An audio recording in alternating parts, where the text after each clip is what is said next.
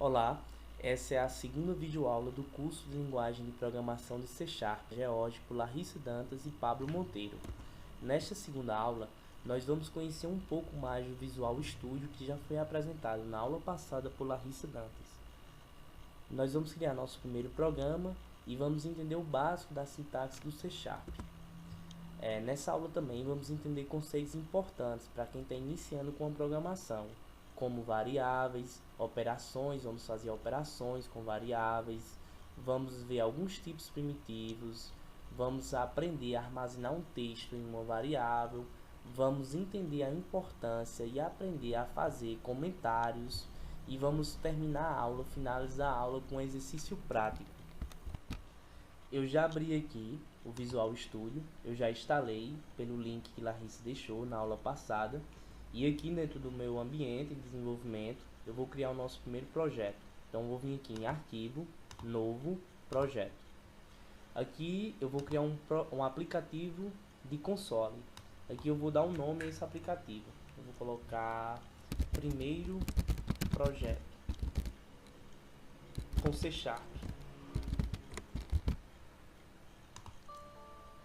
Ele não aceita esse caractere jogo da velha, então vou criar só com o nome Primeiro Projeto. O Visual Studio já criou aqui o nosso primeiro projeto. Inicialmente, quando estamos começando com programação, pode ser um pouco mais complicado, abstrato, entender essas linhas iniciais aqui. Mas são algo simples. Se você não entender agora nessa aula, não é problema. Quando você estiver mais familiarizado com a programação, não terá mais dificuldade nenhuma para compreender isso. Mas basicamente o que essas linhas aqui iniciais estão fazendo uso, elas estão chamando coleções, bibliotecas ou códigos de terceiros que nós vamos utilizar dentro do nosso código. Já o namespace, ele funciona como uma espécie de container. Ele é um mecanismo de controle de visibilidade que nós temos aqui dentro do nosso programa. Então também é algo que no futuro, quando você estiver um pouco mais familiarizado com a programação e com C#, você vai compreender melhor essas coisas. Assim como em outras linguagens de programação, como por exemplo Java e C, o C# também tem um método principal, o método main. Então todo o nosso código deverá estar dentro do nosso método principal, que aqui nosso método principal é esse método aqui. Então todo o código que nós formos fazermos para ele executar, ele deve estar aqui dentro do nosso método main, que é o nosso método principal. Então eu vou começar a introduzir para vocês o que são as variáveis, né? Então, variáveis, elas são muito utilizadas na programação. Nós utilizamos variáveis o tempo todo, porque quando, por exemplo, queremos interagir lá com o usuário em um sistema que formos fazer. Então, nós temos um programa de cadastro. Então, nesse programa, quando eu pedir lá para o usuário de informar o nome dele, a idade, os dados pessoais dele, endereço, etc., essas informações nós precisamos guardar dentro de uma variável. Então, existem diversos tipos de variáveis, né? Porque eu vou precisar guardar o nome. Então, o nome ele vai ser guardado numa variável de um tipo. A idade ela vai ser guardada em uma variável de outro tipo. E assim sucessivamente.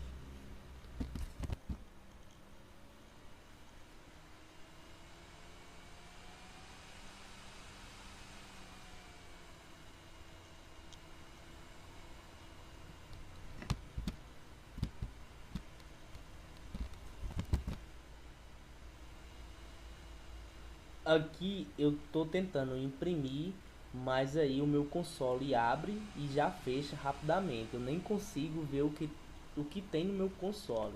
Então eu vou colocar aqui um console read. Então o console agora só vai fechar quando eu apertar Enter. Então vamos imprimir novamente aqui o que tem dentro dessa variável idade, né? Ele vai printar na tela, mostrar na tela 0, né? Pronto.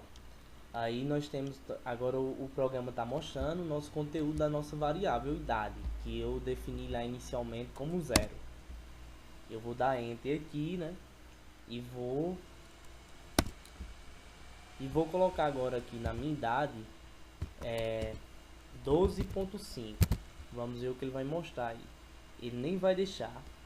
Ele já vai dar um erro. Ele não vai deixar nós mostrarmos nada, porque nossa variável é um inteiro. Então ela não pode receber um valor quebrado, né? Um valor que não é inteiro. Então nós temos outro tipo. Se nós quisermos pegar, por exemplo, uma idade que seja dada ano, mês, nós podemos utilizar o float ou double. Agora sim, nós vamos conseguir pegar esses valores aí. Vamos imprimir no console.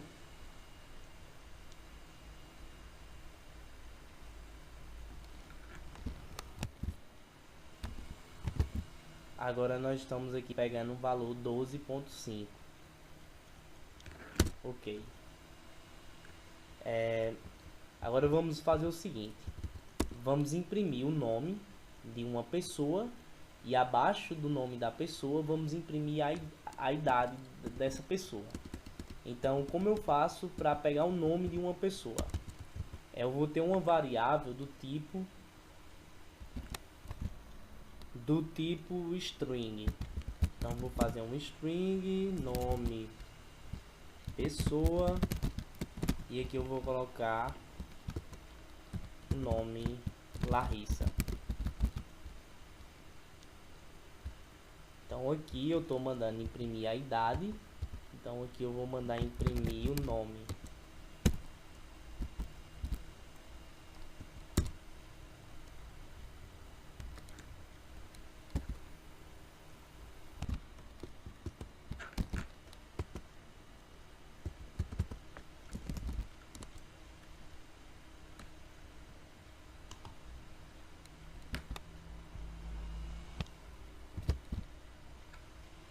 Então aqui nós estamos imprimindo o nome Larissa 12.5, né? Que seria a idade hipotética de Larissa.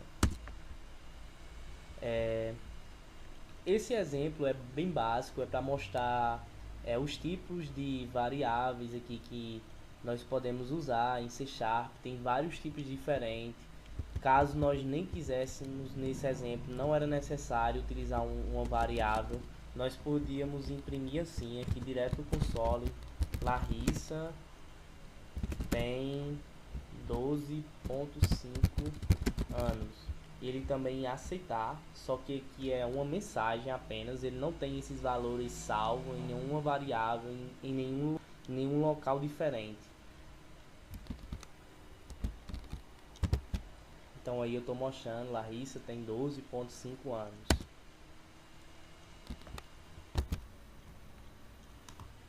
Agora eu vou mostrar que não tem só esses tipos que eu mostrei aí de variável, né? Eu mostrei o int, mostrei o float e o double, né? E aí um string. Mas aí eu posso utilizar vários tipos diferentes. Eu posso usar booleano, byte, decimal, char. Que, por exemplo, o char ele é utilizado para pegarmos ao invés de um nome apenas o O, o B. Então assim, C# ele permite que você utilize variáveis de vários tipos diferentes. Eu vou mostrar outra coisa que é muito interessante se utilizar quando estamos assim começando a programar. É bastante utilizado para documentar o nosso código, né? Então que eu vou ter uma variável que vai se chamar idade, né? Então vou criar uma variável do tipo double chamada idade. E que eu vou dizer que essa variável tem 12.65. É muito interessante, por exemplo, eu adicionar um comentário, porque outras pessoas podem tentar entender nosso código. Então, fazendo comentários ao nosso código, a legibilidade dele fica melhor, fica mais fácil e outras pessoas podem compreender melhor o que nós queremos programar ou o que nós programamos. Então, nós podemos fazer um comentário em C# dessa forma. Aqui eu vou colocar essa variável é a idade. Eu também poderia fazer um comentário aqui apenas dessa forma e fazer a mesma, colocar o mesmo conteúdo, por exemplo, que tem aqui. Então esse comentário ele fica visível apenas para a pessoa que está tentando ler o seu código. Ele não vai mostrar nada lá no console iniciar. Ele não vai mostrar esses nomes, essa variável, a idade. Ele não vai mostrar isso. Isso é apenas utilizado para as pessoas que estão tentando ler o nosso código. Então aqui eu imprimi 12.5 anos, mas vocês podem notar que o conteúdo que eu coloquei como comentário ele não está impresso na tela. Para finalizar essa aula, eu quero compartilhar com vocês uma apostila que é muito legal de C# orientação a objetos da Kaelo. O link dessa apostila vai ficar aí na descrição do vídeo. Essa apostila é gratuita e aborda de forma muito didática várias coisas para quem está iniciando aí com C#. Basicamente o que eu fiz nessa aula foi trabalhar o capítulo 3 dessa apostila. Então vou vir aqui em exercícios, a gente vai resolver esse primeiro exercício aqui. Então fica também como um exercício para você que está assistindo essa aula, tentar baixar a apostila e tentar resolver os demais exercícios que tem no final do capítulo 3. Então nessa primeira questão ele diz assim: crie 3 variáveis com a idade dos seus melhores amigos ou familiares. E ele dá um exemplo, né? Idade de João, 10, idade de Maria, 25. E em seguida, pegue essas 3 idades e calcule a média delas. Então, assim, para a gente resolver esse exercício, a gente também precisa entender um pouco de operações. Operações com variáveis. Então, por exemplo, aqui eu tenho uma idade 12.5, né? E essa idade aqui eu vou colocar na frente dela, que essa é a idade de Larissa. E eu vou criar outra idade, idade de Pablo. Na idade de Pablo, 12.6. Então eu posso utilizar os operadores aritméticos da matemática que já conhecemos para somar essas duas idades, dividir essas duas idades, multiplicar, enfim. Então eu posso criar também aqui uma outra variável, o nome double resultado. E aí eu vou pegar e vou somar essas duas idades. Tem que colocar o tipo da variável, no caso, eu coloquei, né? Desculpa, resultado. E aqui eu vou pegar a idade de Larissa e aqui ó, vou somar com a idade de Pablo. E aqui eu vou colocar, eu vou pedir para imprimir o resultado.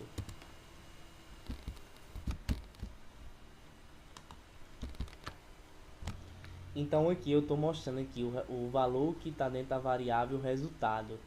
25, né? Era para estar mostrando aqui 25.1, mas ele mostrou 25. Vamos dar um OK e vamos voltar aqui para o exercício. O exercício então ele pede que nós criamos 3 variáveis, que ele diz até o tipo da variável, ele sugere que seja do tipo inteiro mesmo, com a idade dos nossos melhores amigos, nossos 3 melhores amigos, os nossos familiares. Então vamos fazer isso. Aqui eu já tenho a idade de Larissa, a idade de Pablo. Eu vou criar essas idades como o exercício sugere, do tipo int. Então vou, ao invés de estar usando double, usar int. E aqui eu vou criar a idade de Maria. Maria vai ter 15. Então aqui eu vou ter eu vou pegar a média dessas idades. Então resultado, média. Eu vou colocar o nome da minha variável como média. Então idade de Larissa, idade de Larissa. Acabei de entender porque o nosso resultado mostrou lá 25 ao invés de 25.1. eu estava somando a idade de Larissa a idade dela mesma. Então aqui eu vou imprimir a idade de Larissa mais a idade de Pablo mais a idade de Maria. Eu vou colocar aqui os parentes. E aqui eu vou colocar dividido por 3. E aqui eu vou mandar imprimir média.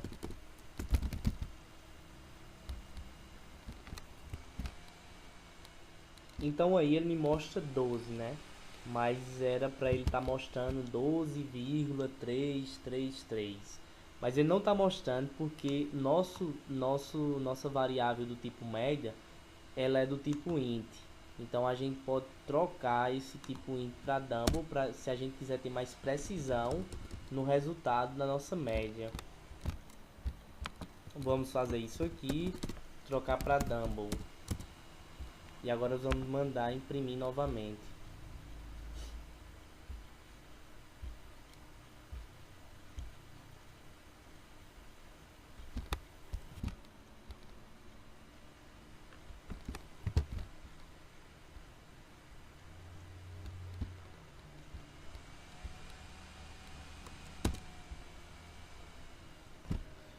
Bem, ele ainda continua mostrando o número 12, ele está arredondando para baixo, mas aí para a visual não ficar mais longa, eu não vou mostrar, mas é bem simples, vocês podem pesquisar aí na internet.